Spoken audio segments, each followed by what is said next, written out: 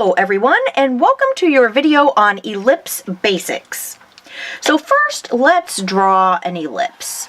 An ellipse is like a flattened out circle, and it has a center. And in addition to the center, it has a short side and it has a long side. So we know that we have a center, we have a short section, and we have a long section. And in my little made-up ellipse here, I'm going to say that my short section is a 2 and my long section is a 5. And now we need to learn the fancy names for these things. The center is just the center, you'll be happy to know. No fancy name for that. But the short section is called the semi-minor axis. And the long section is called the semi-major axis. Okay? And just to make sure that we are 100% clear with each other,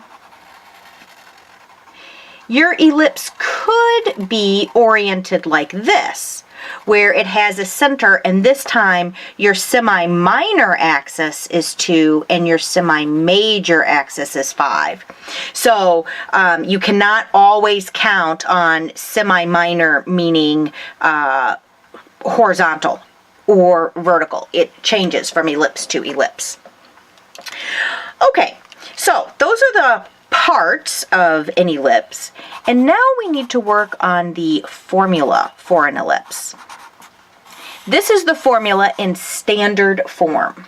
It looks like this: x squared over a squared plus y squared over b squared equals 1. All right, that's kind of a complicated looking formula, so let's unpack it just a little bit.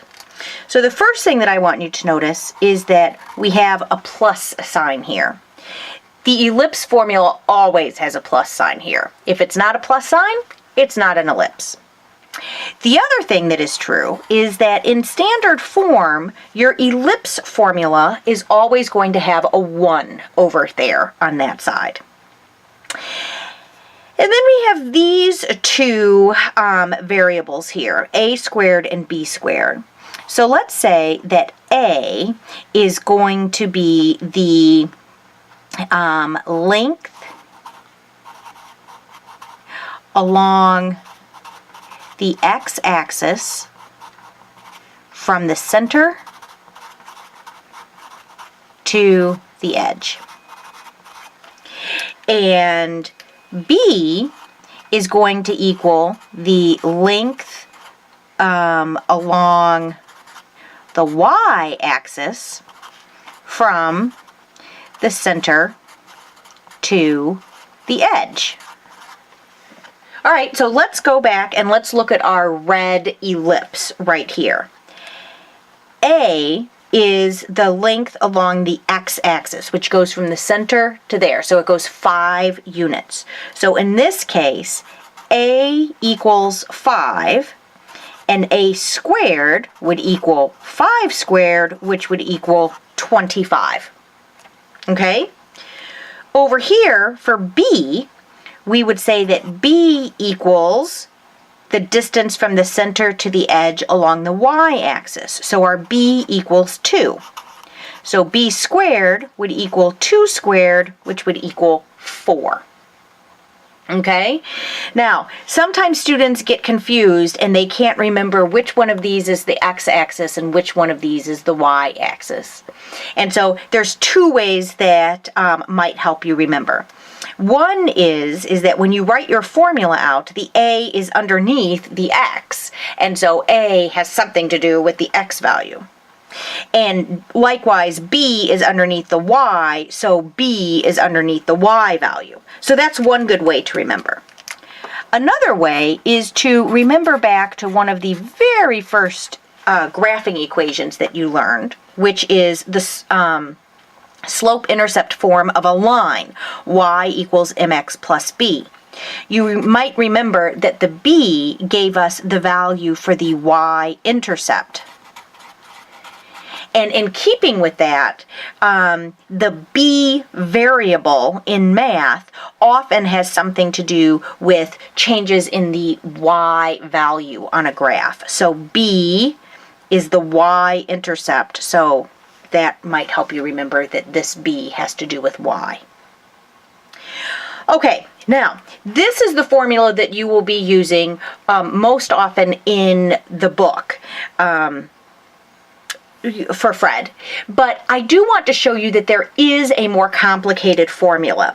I feel like I need to show this to you just because you might see it when you're working with ellipses. So we're going to do a lot of our work with just this formula, but there is a more complicated formula, and here's what it looks like. X minus h quantity squared over a squared plus y minus k quantity squared over b squared equals 1. This is a more complicated formula. And you will see that really it's very similar to this formula here, except that here we're subtracting an h and here we're subtracting a k. So what does that have to do with anything? Well, I'll tell you. It just so happens that when Fred is teaching us about ellipses, they are all located where the center of the ellipse is also the origin. So it is, your ellipse is centered around the origin, and that's the center of the ellipse. If I drew my ellipse better, that's the center of the ellipse, and it's also the center of our graph. Sometimes, though, we have an ellipse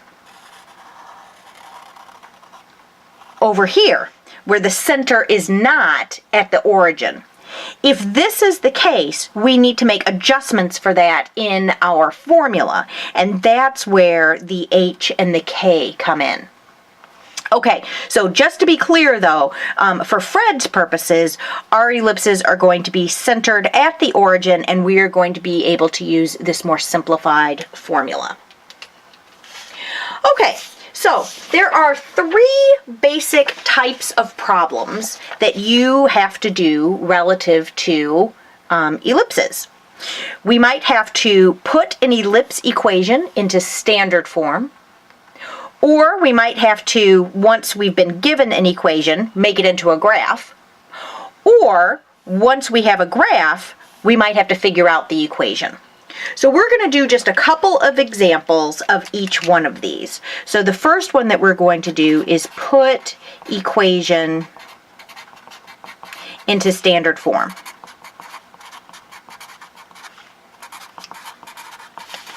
Okay. So the first equation that I want you to consider is this. X squared plus 4y squared equals 100. Okay? Now, you know that this is not into standard form for 2 reasons. First, we don't have a 1 over here, right? Remember, our formula is x squared over a squared plus y squared over b squared equals 1. And that is not a 1. The second way that you know that this is not in standard form is that we have a coefficient here, right? This 4 is messing with us. We're not supposed to have a 4 in front of our y squared. We're not supposed to have a 4 in front of our x squared. We're just supposed to have 1x squared over a squared plus 1y squared over b squared equals 1. So that's how we know it's not in standard form. So we want to get it into standard form. So to do that, what we're going to do is we're going to turn this into a 1. And how do we do that? Well, we're going to divide it by 100, because 100 divided by 100 is 1. But remember, whatever we do on this side of the equation, we have to do on the other side of the equation. So I'm going to divide these by 100 as well. Okay? So now we have x squared over 100 plus, oh, hold on. We can reduce this, right? 4 over 100. We can divide the top and the bottom by 4. So we get 1 over 25. So now we have y squared over 25 equals 1. All right, excellent. Now, this is a perfectly legitimate answer to putting the equation into standard form. However, you might see it a little bit different. You might see it x squared over 10 squared, right? Because we're putting it in the a squared version.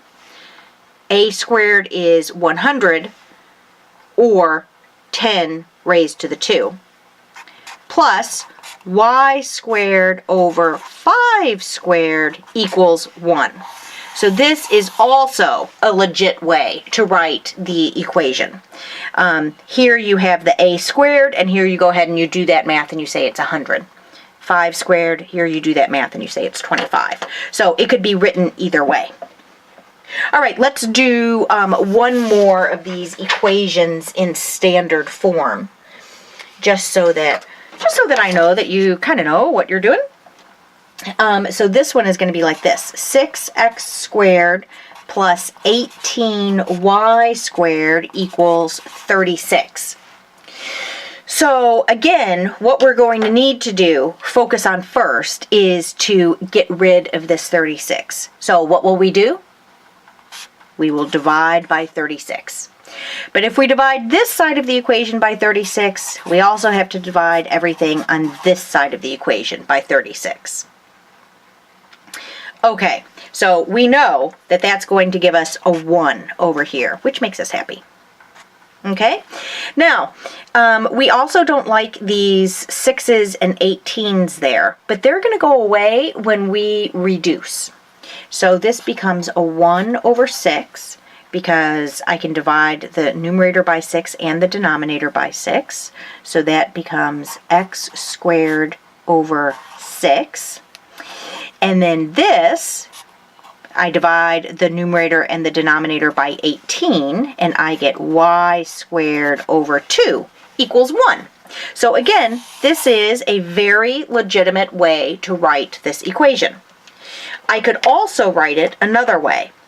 I could write x squared over, remember last time we just took the square root of this number, but that's not so easy when it's a 6. So I'll write it like this: the square root of 6 squared plus y squared over the square root of 2 squared equals 1.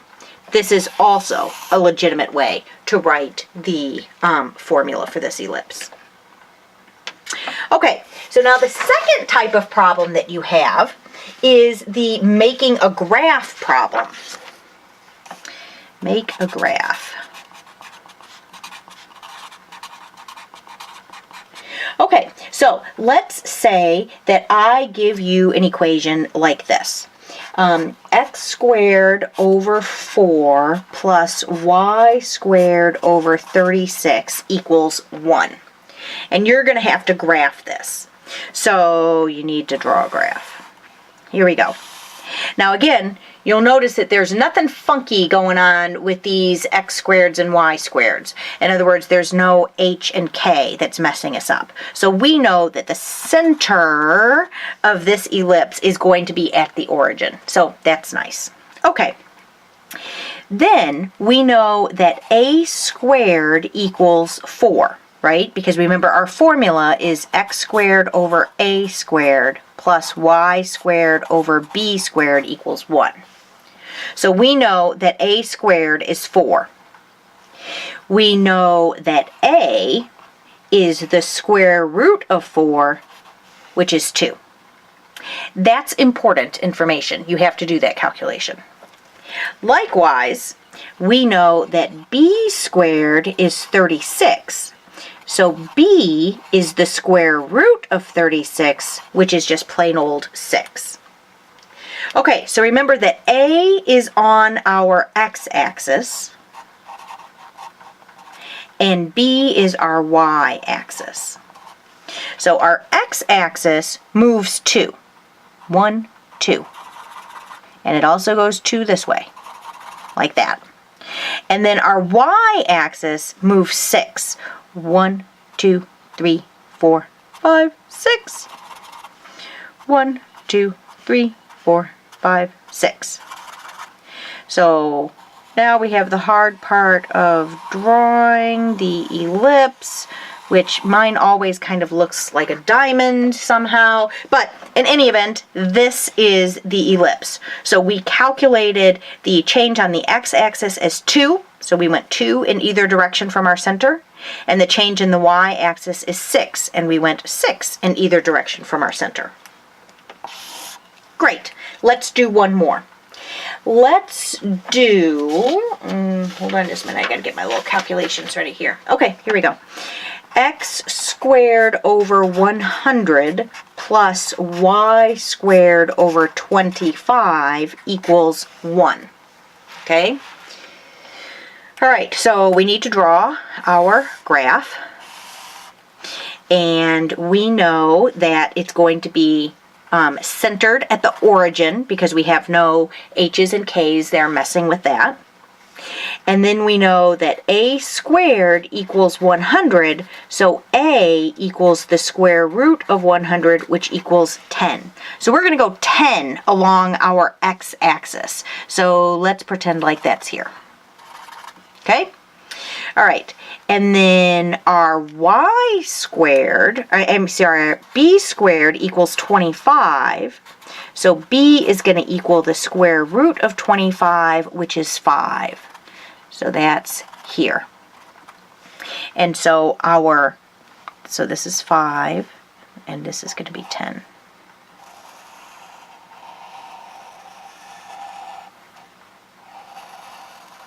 And that is your ellipse.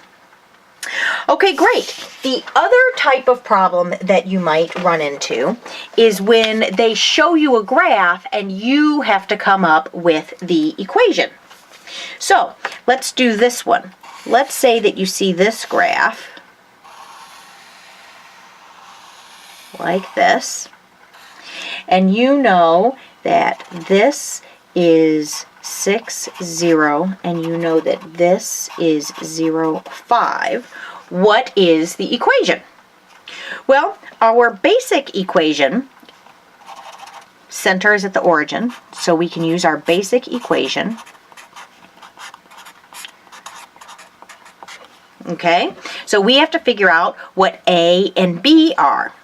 So this is our x-axis, and this goes 6. And here's our y-axis, and our y-axis goes 5. I did not do a very good job of drawing this, although maybe we have different scales. You know, here like maybe it's 1, 2, 3, 4, 5, 6, and here it's 1, 2, 3, 4, 5. You know what I mean? So that the distance between these is not the same as the distance there. In any event, our A is our distance along the x-axis, which is 6. Our B is the distance along the y-axis, which is 5. So, in this case, we would have x squared over 6 squared plus y squared over 5 squared equals 1. And this is a legitimate way to write it. You could also write x squared over 36, where you go ahead and do that math, plus y squared over 25 equals 1. That is also a legit way to write it. Okay, let's do just one more and see how you guys do at this one. So here we have our thing, and here we have this ellipse, and I tell you that this point right here is 0, -1, and I tell you that this point right here is -8, 0. So you need to be able to come up with the equation. Okay, our basic equation, remember, is x squared over a squared plus y squared over b squared equals 1. What is our a value? Well, a measures along the x-axis, right? And so, even though they gave it to me in negative terms, I know that that distance is 8. So A equals 8. And then my B is the distance along the y-axis. And here we have a change of 1. So B equals 1. So substituting that in, I get x squared over 8 squared plus y squared over 1 squared equals 1. And I can leave it in this form, or I can do this math in the denominators. So x squared over 64 plus y squared over 1 equals 1. Okay, that summarizes the 3 types of problems that you might have to do with regard to ellipses. I hope you found this helpful.